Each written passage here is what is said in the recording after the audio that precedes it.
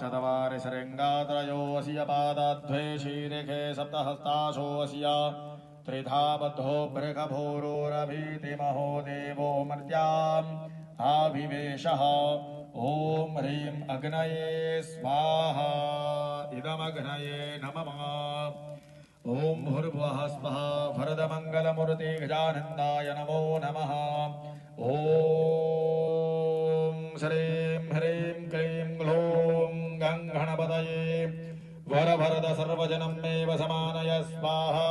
स्वाहा ॐ वरदमङ्गलमूर्ति अग्नये गणेशाय नमः ॐ नमो प्रातपतये नमो गणपतये नमः प्रमथपतये नमस्ते स्तुलम्बोधरा एकदन्ताय विघ्नविनाशिने शिवसुताय श्रीवरदमूर्तये नमः स्वाहा।